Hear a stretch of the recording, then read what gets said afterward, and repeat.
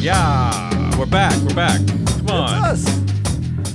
Live from a sparkly and happy 2026. It's still 2026. It's an all-new, Is it really? throbbingly distressing Thursday edition of Business Pan. Thursday? What the hell are we doing?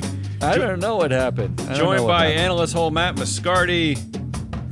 On today's episode called February 19th, 2026, all the stories Matt missed over the past week game. Yeah. Everything is a stupid game on these shows. Everything. Well, you know that there's that. You ever watch The Office? Yeah. There's an episode in I think it's the first season of The Office where Pam looks at the camera and says, "We try to save our vacation to as far into the year as we possibly can. This year we got to January 27th or something like that." That's why you left? No, it feels like when you said it is February 19th of 2026, it feels like it's 2027 already. I feel like 2026 has been tough. This madman we have in control of our country, ever since the revelations of the Epstein files have been coming out more and more, he's just been acting even more erratically, and it's been tough for most of us that still have a conscience. It's been rough. That's all I can say. I mean, it's been I'm rough. tired. Yeah, I'm it's tired. tiring. Well, so you what at did least got to go. Where'd you go to Davos? You went to the North Pole. Where'd you go? Kind of. So we have friends who have family in Alaska. Uh-huh. That's and debatable. My wife wanted to take she had one weekend to go skiing this year. Yeah. It was Despite the fact there are mountains here in New England. Okay, so it was a 4-day weekend, and we wanted to go to a mountain in New England where we live, and every single trip that we priced out in New England cost more than flying to Alaska and skiing there and flying back. I believe that. Not a joke. I mean, even getting it was so expensive. Even a pizza, you basically need a loan to get a pizza. I don't know how people go. They right? don't. It was so expensive. Yeah. So we flew to Alaska. We stayed for free with friends. That's why it was cheaper. Right? Was it so dark the whole time? Does the sun come out in Alaska? No, it was beautiful. Okay. Actually, we got beautiful weather. We got fresh powder. The first day we were there, we got really lucky with the weather, and then we flew back and we got stuck in Denver because there was a windstorm. And then we got back at 4 a.m, and I don't know what day it is. I don't know where I am. That's look why what you're back to. You're back Thursday. to this. Okay, I believe you. Fine. Yeah, and just get ready for all the amazing stories that we're covering today. I'm very excited. Catch me up. Our show today is being sponsored. Huh? What? Go ahead. Do the sponsorship. Yeah, don't interrupt the sponsorship. Our show today is being sponsored by FreeFlow Analytics and FreeFlowAnalytics.com, the only platform measuring board power, connections, performance for free.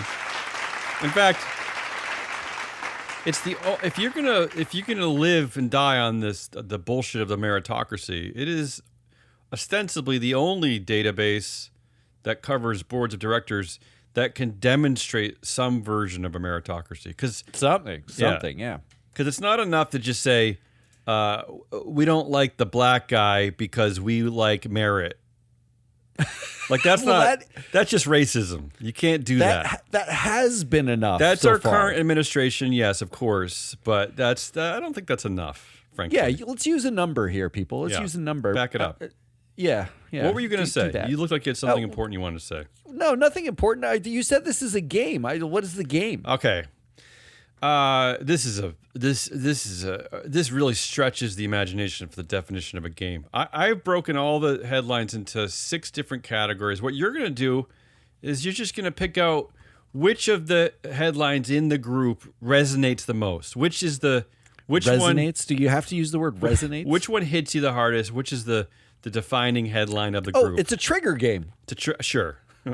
Look, I like that. It's not our fault. I repeat, it's not our fault. We have sort of objectively, agnostically covered the headlines ever since we started this company and these shows, and this is just what we have to pull from. They read negative, but this is just the world we're living in, people. I'm sorry.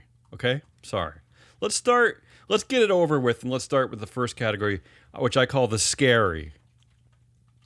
This is all the scary headlines, and this is from... We're going to start with scary. Yeah, and this is from the Dystopia bag, okay? Okay. And really, we're talking about AI mostly, okay? Mostly AI. Let's start at the top. Microsoft AI chief gives it 18 months for all white-collar work to be automated by AI. This is a guy from Microsoft saying this. Well, 18 months. You're reading that wrong because go you ahead. still think there's some adults in the room. This one startled me. There are usually none it's adults in the usually room. it's a blowhard, it's some blogger, it's someone in media, you know. What are you talking about, blogger? The blowhards are the executives at the companies true. now. 18 That's months. all it is. 18 months, though, is not very long. And to back it up, the second headline, AI will destroy millions of white-collar jobs in the coming months. Andrew Yang warns a driving surge of personal bankruptcies. He's saying it's coming in like 6 months, according to Andrew Yang. Is that Andrew Yang, like ex-presidential candidate Andrew Yang? Yeah, yes. Well, I don't know. It could be a different Andrew Yang. There's a lot of Andrew Yangs. That's him. Let's stay in the dystopia. Ring cancels flock deal after dystopian Super Bowl ad prompts mass outrage. Now, maybe this is like one of my only good stories because people got mad at something and a company did a thing, but I don't think it's really going to dent our dystopia. But so I don't know if you remember this ad. There was an ad where the Ring, everyone has these Ring doorbells. I don't know anything about them. I don't have one of these stupid things, but I guess it's like constantly watching your neighbors and constantly watching people steal your Amazon packages, right? Yeah. So the ad was about how using AI and using Ring, they could find your dumb lost dog, but people found it disturbing and dystopian and got mad. So, yeah, because literally it showed like viewing through Ring things, like the dog wandering the neighborhood, and like it was clear that someone is watching through all your cameras, everything happening in front of your face. So it's pretty gross. So they've ended their partnership. This is Amazon, of course, owns Ring. They've ended their partnership with Flock Safety. It was a partnership that would have given law enforcement access to a vast web of Ring cameras. I'm kind of surprised. Maybe it's all a PR move. The head of Ring is Jamie Siminoff, who's now going around apologizing to everyone. But I'm kind of surprised that they actually acted on this outrage. You think it's just PR? Why is Jamie Siminoff apologizing Not for Jeff a Bezos? Company owned by Amazon's Jeff Bezos? Yeah, well, Why? look. These guys just hide. They hide. He's trying to get Jefe busy on the yacht. He's trying to get to the moon. Wife, he's on the yacht and he's like pretending that he wants to go to the moon because he wants to beat Elon Musk. I don't know. It's a good question. Let's move on. Dystopia category, the scary dystopia category. Platforms bend over backward to help DHS censor ICE critics. Yeah. So we're not really in a free speech absolutist phase anymore, are we? Oh, come on. Like, you believe that in the first place? That was something you wrote that down somewhere and you were like, I'm going to take a note of this. We were in free speech. I absolutely. thought we're killing woke and cancel culture and getting rid of the people who censor us. And anyway, How about this one? You probably missed this one. This is the last one in this category. Did you know that Anthropic is clashing with the Pentagon over AI use? Anthropic is one of the AI companies that has a $200 million contract with the Department of Defense. Their relationship's under review. Anthropic wants assurance that its models will not be used for autonomous weapons and mass surveillance, while the Department of Defense said, no, we'll use it for all lawful use cases. That's their quote, which that doesn't sound good to me. And David Sachs, of all people, the venture capitalist serving as the administration's AI and crypto czar. How about that combination? AI and crypto czar.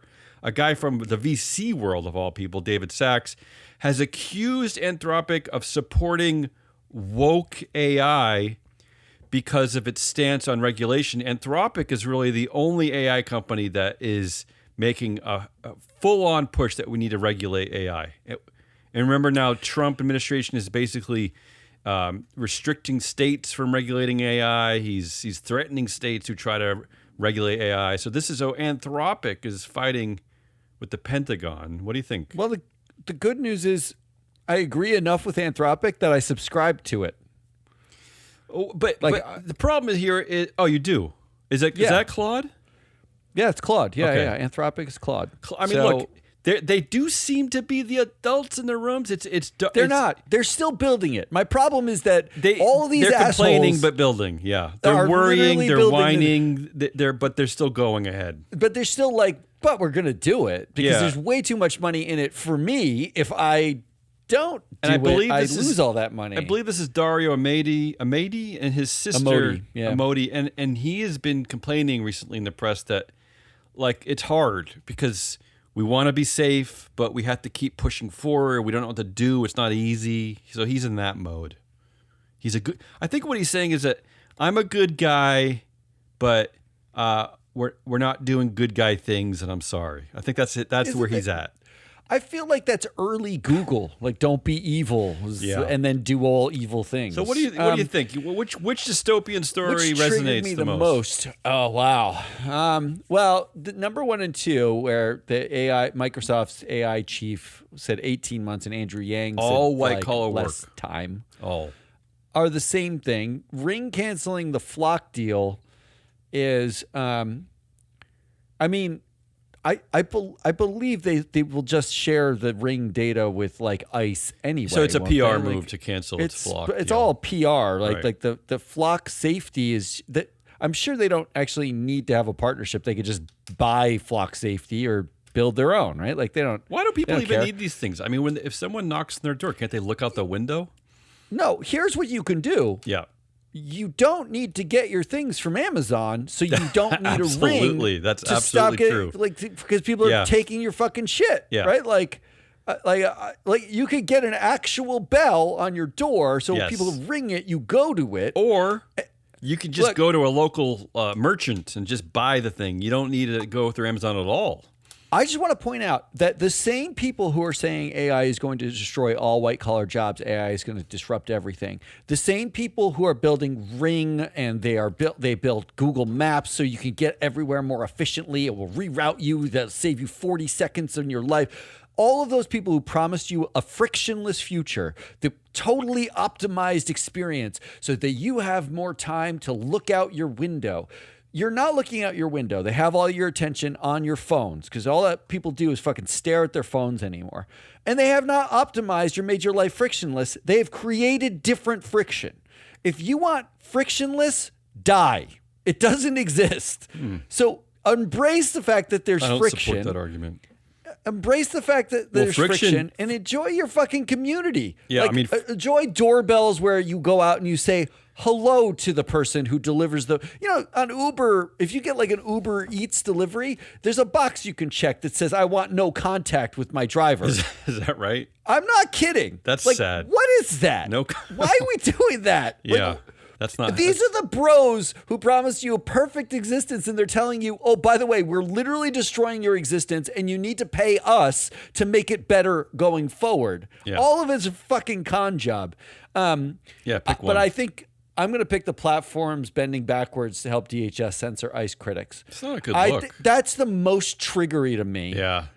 Because it's like the other ones could be blowhards. Everyone's saying the same thing about AI, and it probably will destroy a lot of jobs. And the Anthropic feels like a good story. I like that somebody's pushing back. It's like edging towards good, and the Ring's already kind of doing evil stuff. But the fact that these fuckfaces who are all dual class CEO dictators are telling us, oh, we have opened our platform to free speech after Joe Biden canceled free speech, are now literally censoring free speech. It's like when a library pulls a book off the shelf because someone doesn't like it, that they would be outraged. They'd be like, that's ridiculous. But they'll pull down your post. They'll pull down something when you're like, ICE sucks and I get flagged and my account gets canceled. Or worse, I mean, it's giving over user information. Handing it to ICE. Yeah. Like, it's unbelievable. Right. That triggered me most. Okay, I guess you won that game. I don't know how. There's no winners or losers. You can't lose in this game. Let's go over our speaking of speaking of big tech, big data. Let's go to our next category, our big data overlords. Now, the first one, it's a good segue.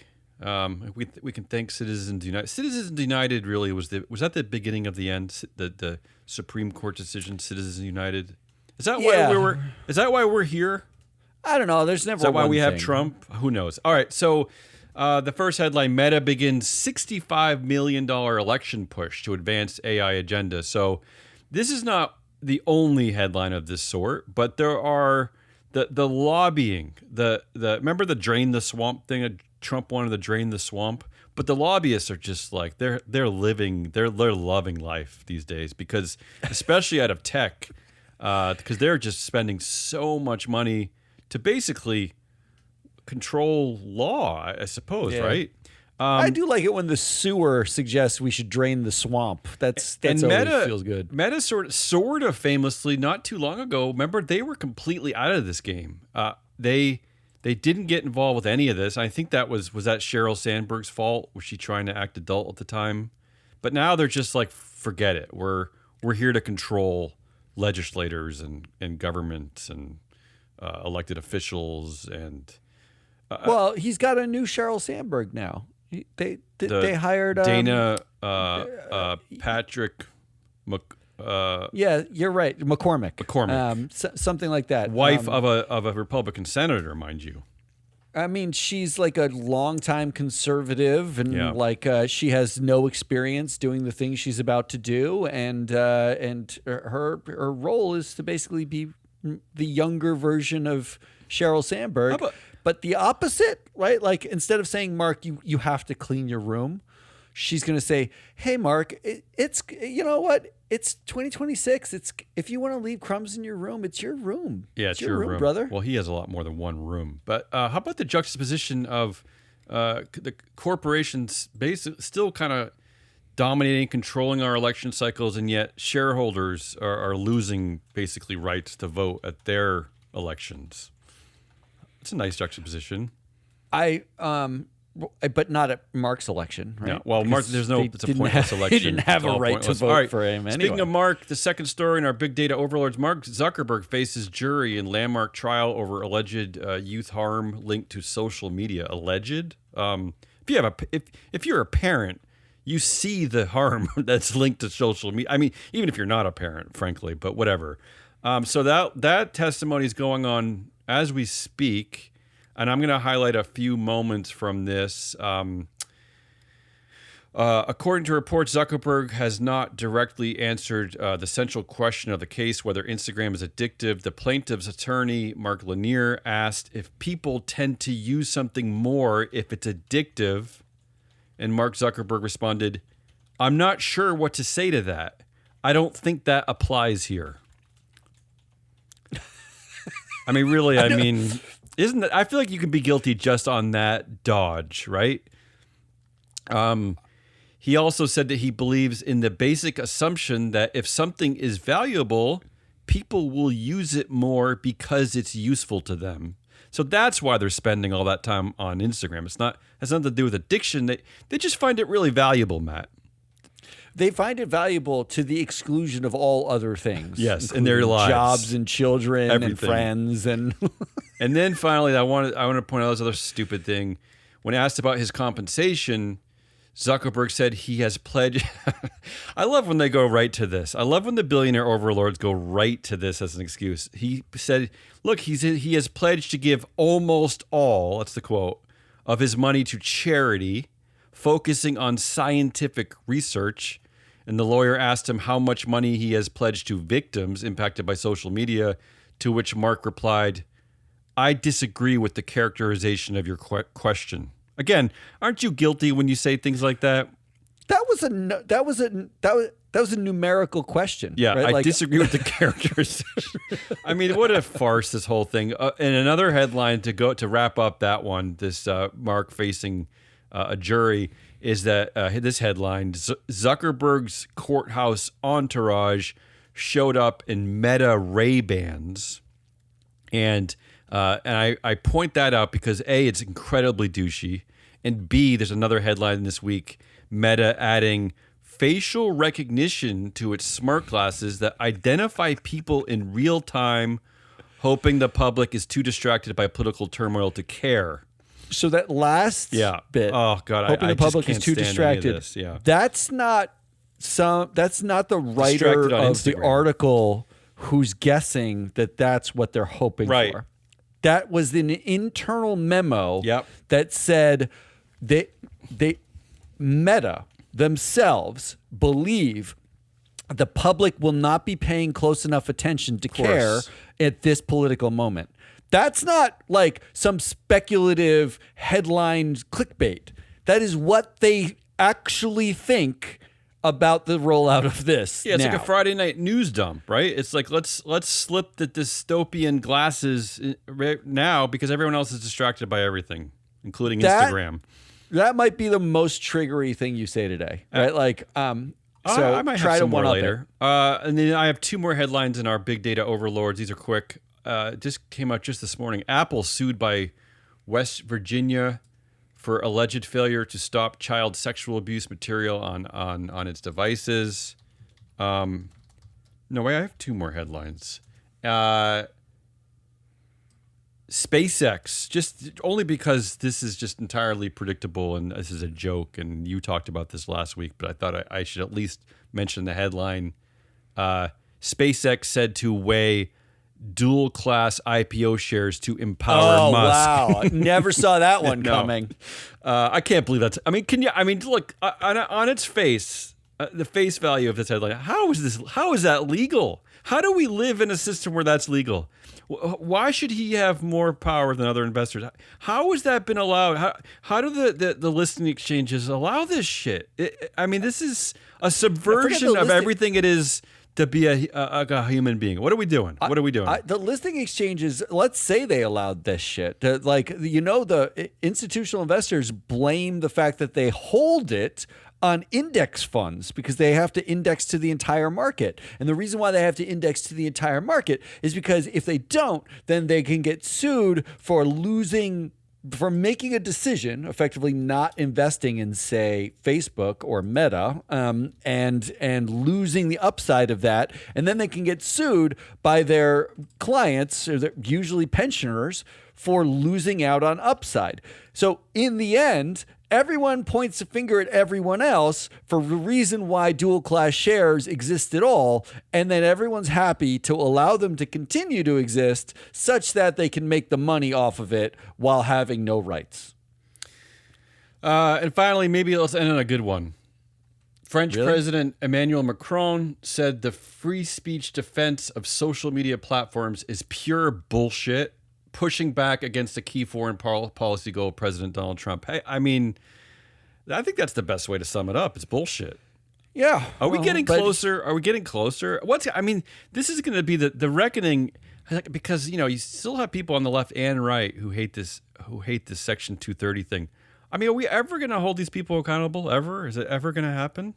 No. Well, no. Okay, look, no, that's the answer. No. It's the answer. I don't even need to say more. Just because France cares doesn't mean anyone else is going to do anything. I'm picking strictly Meta adding facial recognition to its smart glasses. At the same time, they're actually in a lawsuit about the damage to youth linked to social media. Like that is the worst of the worst to me.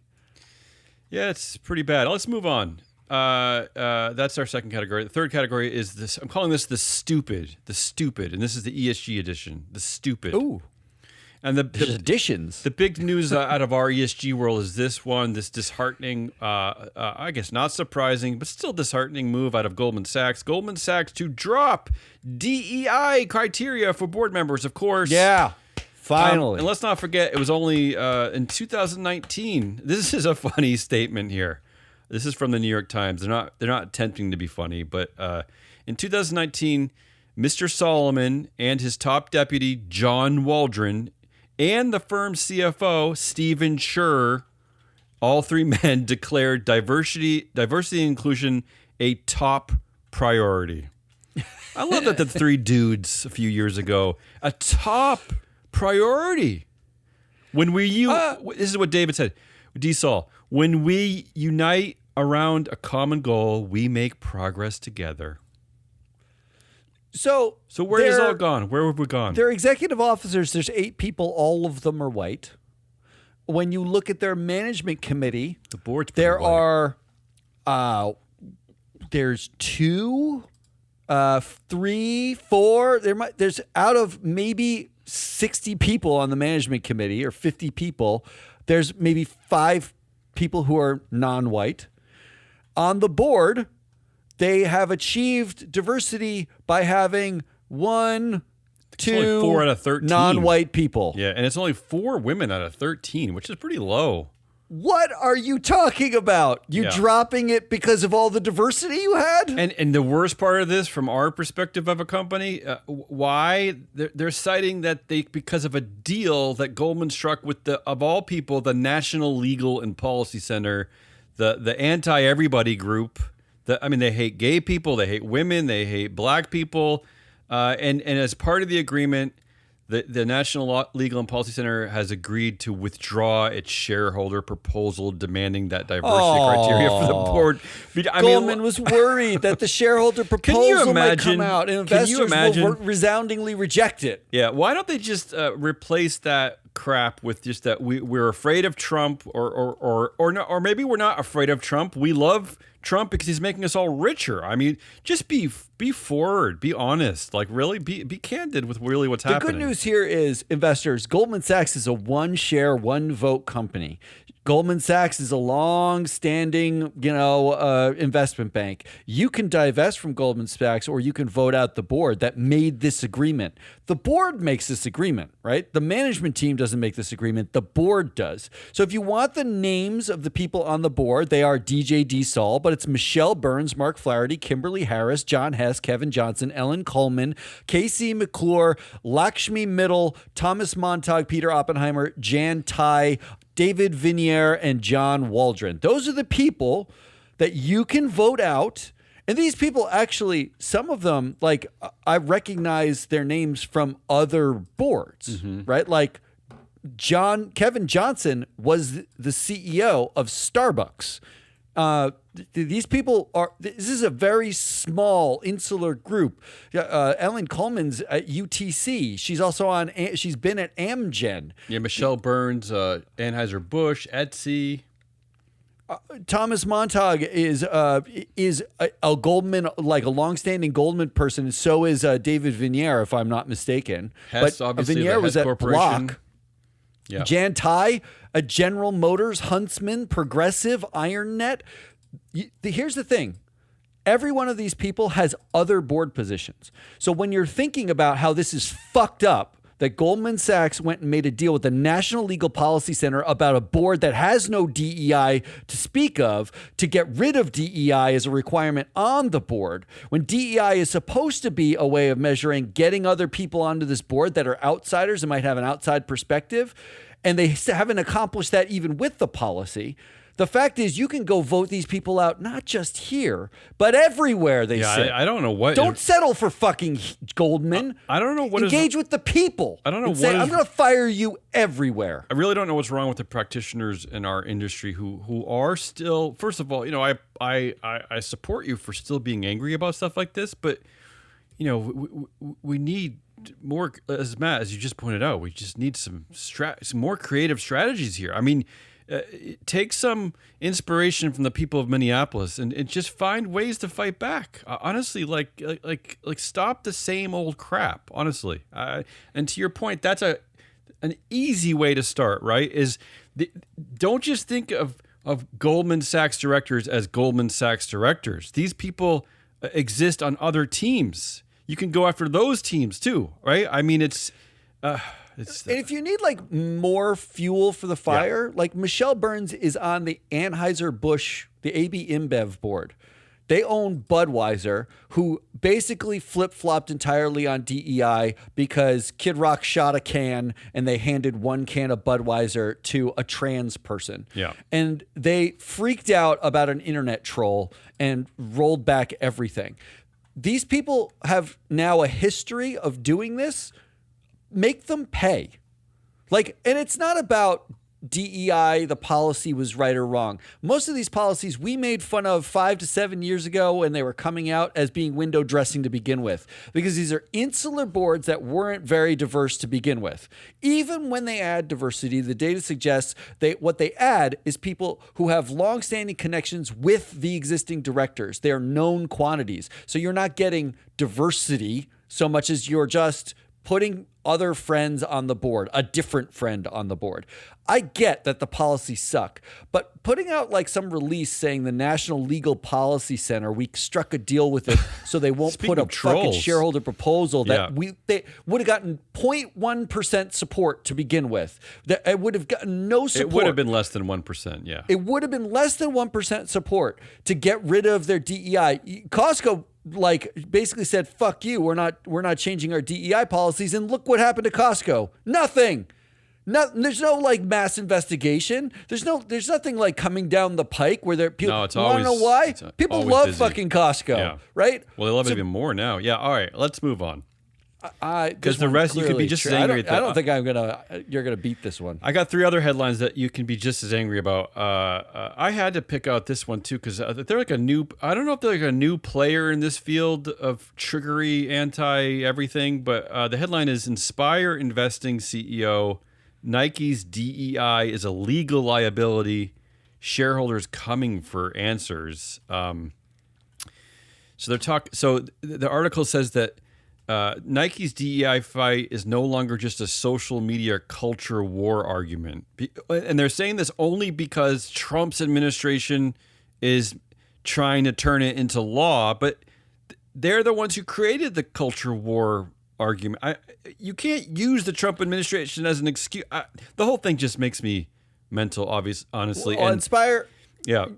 To their credit, they've been around a little bit. Okay. They're like a Boyer researchy in the background. They are entirely a Christian org, and their leadership team, and I mean the entire leadership team, is 100% white and 100% male. This is a guy. This is run by the CEO's Robert Netzley, who wrote a book, Biblically Responsible Investing on Wall Street as It Is in Heaven.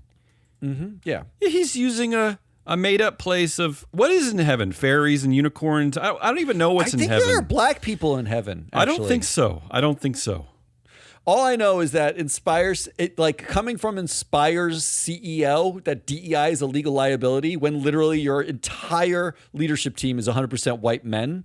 That actually at least makes sense. I do like the fact that I like the fact that their CEO, jealous. You know, how Alex Karp at Palantir is always like he's trashing elites and elite education, yet that they all went to Stanford and Duke and whatever. Yeah. At least this guy, he got his degree at an online university, so he's a regular guy. This guy online, and I think by online in the cloud they mean heaven, right? Isn't heaven in a cloud? That's way too. I will have to ask Google whether or not our cloud services count as heaven. My favorite part of this too was that this comes from a news source called Outkick, which is basically a anti-woke, anti-woman, anti-everything sports media company that makes that says that the rest of the sports media represents an elite left-leaning minority. I as someone who I've seen a lot of sports, I've engaged in a lot of sports media. I didn't see any of the left. Is there a leftist? I'm watching the football. It's a leftist thing I'm watching. Anyway, what made me laugh, what made me giggle, is Outkick is owned by Fox Sports parent company, Fox Corporation. So, but Fox Sports, the most watched, news company. So I don't even understand what's happening here. Like they're angry at Fox Sports and ESPN. Those are really the only two. It's Disney and Fox Sports. Who else has any say in sports these days? Anyway, I got in a little bit of a rabbit hole. That's the second one. The third headline in this series, the stupid from our ESG edition. This is another one that you'll like. Federal agency. Unfortunately, this is the U.S. Equal Employment Opportunity Commission is suing. They're suing Coca-Cola bottler over work event that excluded men. That's a new one. Excluded men. So now So it was like a women's group within Coca-Cola's bottling company. I'm sure it was trying to do something with promoting women leadership, furthering their careers. Yeah, they went on a work trip and men weren't, because it was the men wanted to go anyway. But the point being this is what we've come to. Yeah. Boys, I'm talking strictly to you right now. are you so fucking sensitive that you have to go to every work? You know how much you hate work events? What's the statute of limitations What the on hell this? is your problem? But what's the statute of limitations? Can we go back and sue every event in the past that only white men were at company events? Can we retroactively sue? Is there a statute of limitations? I don't know. We should ask. Right? I mean, what about when the board was only men or only white? Can we sue for that? Can we claw back all your profits from those days when you were excluding against other races? And So when does this end? You would have to advertise as white men only. But they didn't say white men only. They just didn't let you in. They just did it. This time they said this is a women's event, and men the men were so sensitive and so triggered, to get in. Such fucking snowflakes. Yeah. Have you met? I know, there's a lot of liberals got made fun of a lot for being snowflakes with their terminology and political correctness and all that kind of stuff. And it was jokey and funny and when you're saying right? something like racist to an Asian person and then you defend that Asian person, you're a snowflake for getting triggered. It's just a joke, man. It's just a joke. I mean, but I get that the liberals go too far and they're like policing some language. Says you. You could your pronouns. Okay, somebody's going to be a jerk and not use your pronouns, then let them be a fucking jerk and not use your pronouns. It's human in any context or setting to police each other. That's all we do is we critique each other. That's what we do. That's all we do as humans. Is there anything more snowflakey and triggered than these fucking conservatives that... We're suing because there was a women's group. So a women's book club. Can we sue them? Because yes. It says women's book club. What universe do we live in? Well, this is why, Matt. This is why I that's fucking insane. This is why I wanted to attack the Inspire Investing CEO Robert Netzley for claiming that the DEI fight is no longer just a social media culture war argument, because that's what it still is. It's still a bunch of trolls. Just because the Trump administration is doing it doesn't mean it's not just a social media culture war argument. It's still that. It's still that.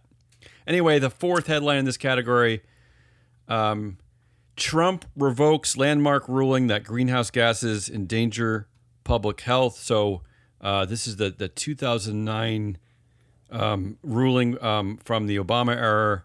And I just wanted to point out, there's been a lot of press on this, so I know you've heard of this already, but I did want to point at this headline to support this. Bill Maher eviscerates Donald Trump over biggest dick move in American history. He's calling this action the biggest dick move in American history. Good, so. Bill. I like that. Amongst all your rhetoric about how you hated liberals and trans people were crazy and all that stuff from this is the one he cares about. Ago, now we're weighing in on the fact that you're reaping what you sow by having the biggest fucking asshole ever as the president. I was looking at some of the reporting around this, and the Republicans are saying, hey, now why this is great. I mean, forget the planet, dying. And by the way, scientists are saying basically that we're getting closer and closer to Earth being inhabitable. But they're saying, the Republicans are saying, you might save $2,000 on your car, and I'm thinking, well, will that counteract the tariffs, the increase from the tariffs? So we'll subtract that tariff money with the subsidies are gone too. Okay, and all the American car companies are whining about their impairment bills from winding down their EV manufacturing, and they're complaining about that. And I was like, again, it's just like Goldman Sachs to me. K.G.M, Stellantis, all these companies, you don't have to give up. You don't have to stop. Try a different way. Why are you winding down? I mean, Europe, as an example, is still buying these things. There's plenty of us who own EVs that love them here in America.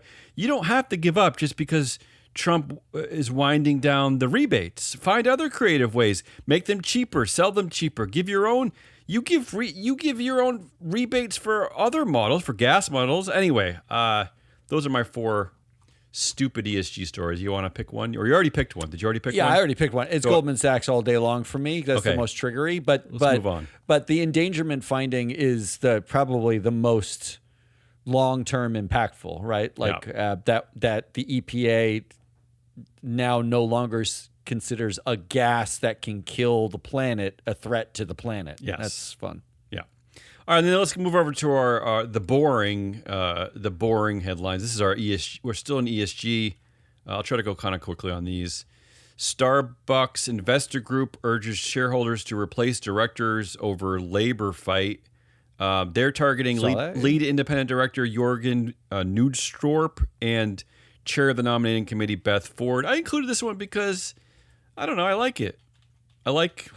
Because usually it's, you know what?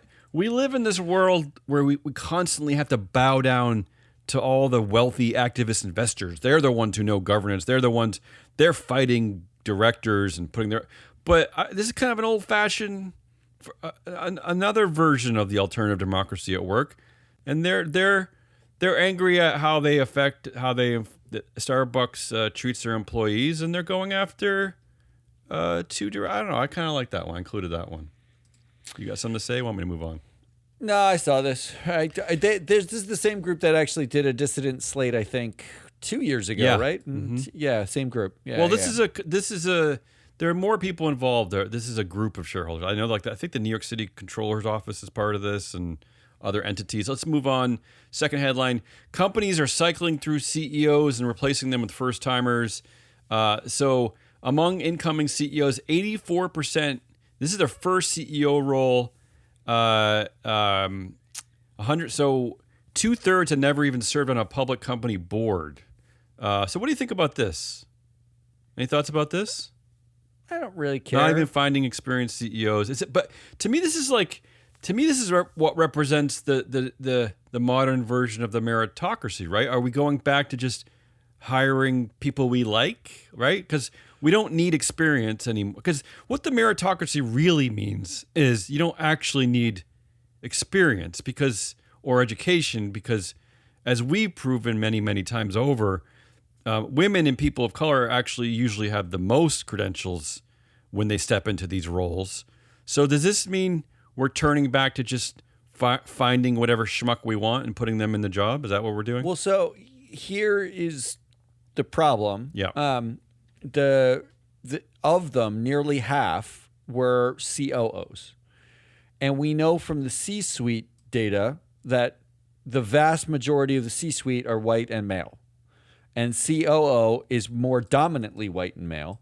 So really what this headline should say is companies are hiring inexperienced white men as CEOs. That's my point. That's it. Yeah. That's it. Yeah. So it's 1987 again, or maybe 1994. I don't know what it feels.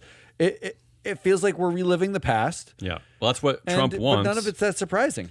Third headline: CEO hopefuls have a new rival for the top job, their own board directors. We've been reporting this on our other show, the Proxy Countdown. This for a year, yeah. Yeah, so there's an uptick.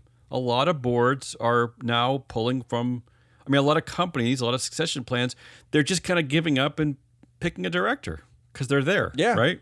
Yeah. All right, and the last headline here in the boring ESG that you missed over the last week while you were, where were you? The North Pole, South Pole? Alaska. Do you only visit states in the United States that shouldn't be part of the United States, Alaska and Hawaii? Like, Alaska should be Canada, and Hawaii should be its own sovereign nation. I can't help where my family and friends are. Okay. I can't help it. The last headline: Wall Street banks are paying their CEOs like it's 2006 again. So to your point, here Morgan Stanley CEO Ted Pick, 32% raised to $45 million. Bank of America Brian Moynihan, 17% up to $41 million. Barclays CEO gets a pay hike. Citigroup CEO Jane Fraser, she's up to $59 million. So that's the other headline. Getting paid it's 2006 again. It's right before the collapse. Right before the collapse. I'm shocked. All right, so you want to pick one of these headlines? I think the right one is the company cycling through CEOs and replacing with first timers. Yeah, because your hidden message is important here. Yeah, this is the dog whistle here. Like this is and actually it's the running theme through all of these things. We've talked about ad nauseum the attack on diversity, the attack on women, the attack on people of color, that this is just a declaration of war. Like everything from the way we're seeing the votes go, who got voted out. The first director voted out in like 2020, late 2025, early 2026 proxy cycle was a black man. We've been reporting on this for a while. This is just more evidence that the meritocracy is bullshit. There is no meritocracy. As Macron says, yeah. There is no meritocracy. It's all a cloud cover to just put your friends back in power. Yeah, it's a power grab. That's all it is. Or if it's not your friends, it's people that won't like make you uncomfortable or won't push you or won't right. Like it's still the bro economy. Yeah, right. Like either That's way, it. right? That's it. Okay, let's move over. You're not going to like this one, the bro culture category. This is the Epstein edition, and I can go quickly on this. It's up to you. I just wanted to cite all the either the people in our database or the top executives that there's been some more fallout over the past week. Let's start with the executive chair of Hyatt. Now Hyatt is still dominated and run by the Pritzker family, right? They still have majority control, I believe. But anyway, Thomas Pritzker is stepping down. Now he wasn't fired. He's resigning. Oh, woo! He's retiring. Thank God. And of course, Hyatt's reaction to the leadership problem here is not to find an independent chair, but to appoint their CEO Mark Hoplamazian as the new chair. So the CEO just becomes the chair. So no, that's easy. Yeah. And of course they thank him on the way out. They say only nice things. They even praise that their thoughtful succession planning so they're praising their decision to appoint their CEO as chair. I mean, listen. I mean, really, this guy is stepping down because of the Epstein files, and they're patting themselves on the back that they named their CEO a chair to replace the guy who's leaving, who they wouldn't even fire because of the Epstein files. And Verizon patted themselves on the back for replacing their CEO with the lead quote unquote independent director, Dan Schulman, who's now CEO of Verizon. These boards do seem to think of themselves as doing their job when they point to a guy in the room they're sitting with and say, okay, you be CEO this time. And then in a letter to the board, Tom Pritzker says that basically he said, I deeply regret my relationship. I exercise terrible judgment. There's no excuse. I condemn the actions and the harm caused by Epstein. I feel deep sorrow for the pain they inflicted on their victims. And yet he's saying that he's crediting himself by saying because his job and responsibility is to provide good stewardship, the good stewardship includes him stepping down. So he's like praising his own decision because he's being a good guy. He's being a good... I mean, all this is... I'm sorry, but this is just... It's craziness to me. It's craziness. But it's remarkable that something even happened. I mean, honestly, did it happen or did he just do it himself? There was no indication the board would have gotten rid of him. That's true. And according to our data, Free Flow Analytics, Thomas Pritzker and Jason Pritzker. I don't know who Jason's the son of. I don't know if it's Thomas, but they control. They're both on the board of Hyatt. They control 71% of the influence. I wonder if Thomas Pritzker will be replaced by another Pritzker family member, right? I mean, again, what's the penalty here too? He's 73 years old. He's been the executive chair since 2004. I mean, he should have been gone anyway. I mean, what's the penalty here? Is that he had to apologize and he feels embarrassed? Anyway, that's the first story. The second one, Dubai's DP World announced that they're replacing their CEO after the Epstein links emerged. So they replaced Sultan Ahmed bin Sulayem. They're replacing him. He was the CEO and chair. They're replacing him with two men. He's been the CEO there since 2016, the chair since 2007. So again, I'm surprised that anything even happened, but he's stepped. And it sounds like here that they did replace him. Like Thomas Pritzker resigned, but they replaced the CEO over there at DP World. Yeah? You're just going to sigh? It's all right. Well, I can keep going.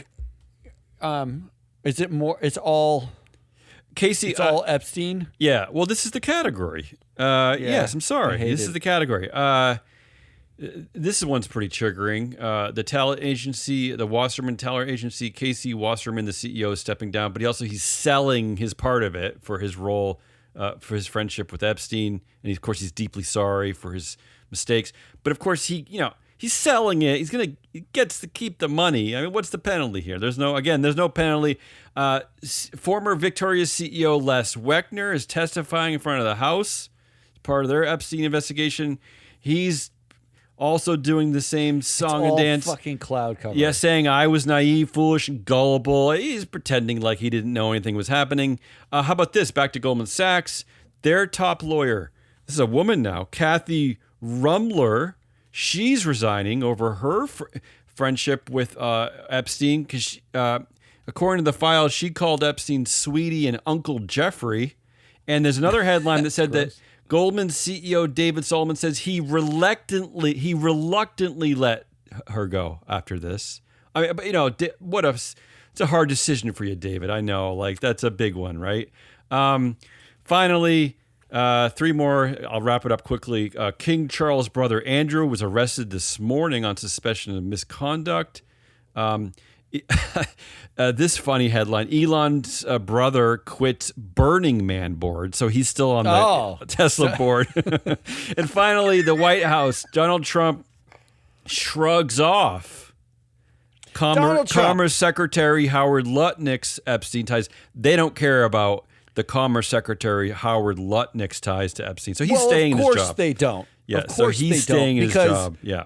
Because Raskin saw the unredacted files. There were a couple of congressional members that saw the unredacted files. The unredacted files that were given to them. I'm sure there's a lot of missing files. Those are the ones that were made available. Come on, let's be fair. And Trump himself, his name went from showing up in the files like 50 times to over a million times. Right? Like that was the reporting.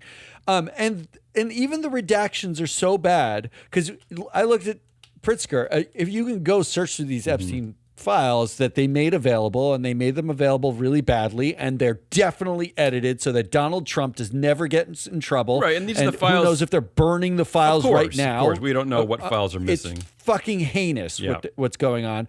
But in the Pritzker files, Epstein and Pritzker have an email about meeting at a restaurant. And in one of the files, the name of the woman is redacted. In the other one, where it's just emails piled, the replies are piling up. The very bottom, the name is unredacted. Yeah, great. So, I mean, not only is it insane, but it's also that victims are being put out in the world because it was so badly done. In order to all they did was redact Trump's name. Like, they didn't care about anything else. Whole thing is gross. Whole thing is horrible. How am I supposed to choose one?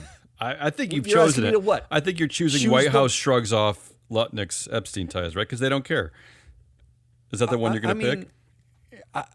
Just pick and move on. It's all bad. I'm gonna pick Goldman Sachs. How about Goldman CEO David Solomon reluctantly. What are you doing? Yeah. What is with this guy? Again, there's no accountability anymore. There's none. Vote out the entire board, including him. All the pay goes up for CEOs, and they know because of the cloud cover created by Donald Trump that there's no accountability anymore. They can say and do whatever they want. Really, that's the truest headline. Or piece of reporting that's been done in recent history. You should fire her with glee. But putting out the Meta Ray-Bans with facial recognition because of the political moment, no one's paying attention. That is everything. Yeah. That is CEO pay. That is the Epstein files. That is literally everybody's looking around, and Trump going after Greenland or Venezuela. All that stuff is cloud cover, so you're not paying attention to something else. These CEOs are not idiots. They know you cannot watch it all. So you're fucked unless you vote them all out. Let's end with the Blowhard Index for this horrible game. End is my favorite thing you've said today. February 19th, 2020. Say, look, we had a lot to cover. You've been gone for like a few months. I only have 3 in this category. 3 really just dumb, blowhardy, horrible headlines. Salesforce co-founder not okay with Benioff's ice crack. Mark made a very bad joke. We haven't covered this yet.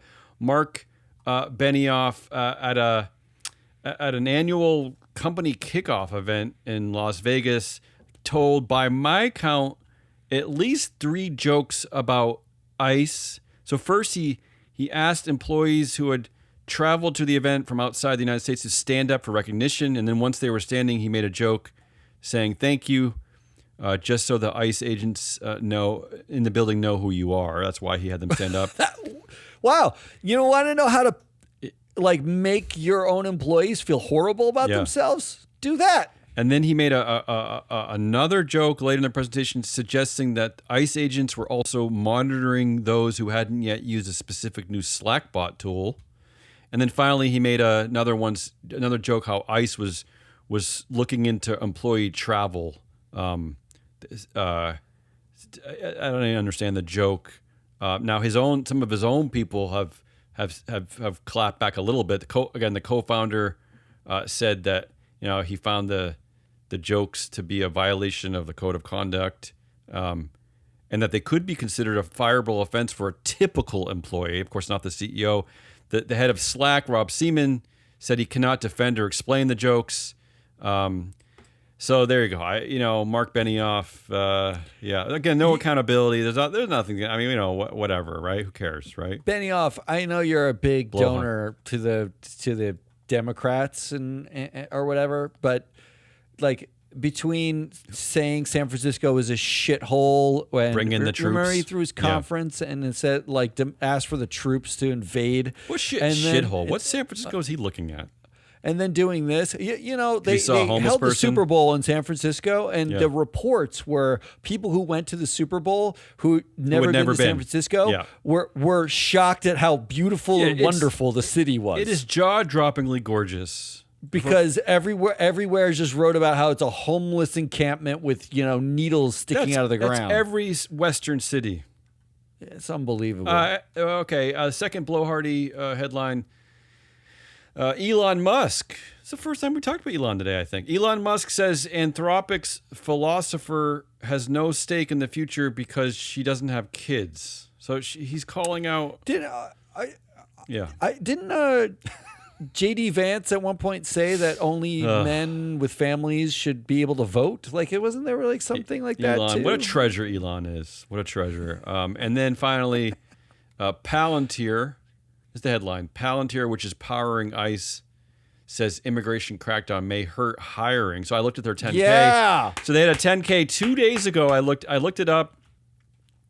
Said that restrictive immigration laws may limit our ability to recruit outside the U.S. And increased regulation of immigration or work visas could also be bad for them. So they're complaining about that. It's a risk for their ongoing. I'm picking that one not because it triggered me, because that's comedy. There's nobody worse. Comedy. There's nothing worse than Palantir. Yeah. What an asshole. Bunch of Is that it? Are we done? Yes. Can I go to bed now? That's a lot. Thank God. That was a lot. Come on, you got to cover stuff. I honestly, it's important. And if there's a takeaway, look, we're not good about giving takeaways. Here's a takeaway. Yeah. Vote out the Goldman board and every board member on any board they sit on. Get your hands dirty. Get your hands dirty. Don't settle for Goldman. Tell them how you feel by getting them out of the office. Yeah. That's all we got. That's Hazelnut Rallis, also known to his mother as Damien. I am your analyst, Matt Viscardi. We are Free Float. We'll actually be back tomorrow to wrap the week. What? That's the plan. We got to, I guess. Or are we doing just one show this week? We'll see. We'll see tomorrow. But next week, we're back on schedule. There was a shareholder primacy that came out yesterday. If you didn't get that, that's where Mike and Ann Lipton were talking about Warner Brothers Discovery and the Musk securities lawsuit. They went deep. Let's not forget, we're traveling too. The show's traveling. Yes, this show will be traveling to CII in the first week, second week of March. We will do a live show at CII, the Council of Institutional Why they want Investors. us, nobody knows. unbelievable that anyone wants us on stage to talk about stuff, but we're going to unveil We some must be data paying to over go. the We must be proxy paying. season. It's a proxy countdown show, which we'll do next week in advance as well. Until then, good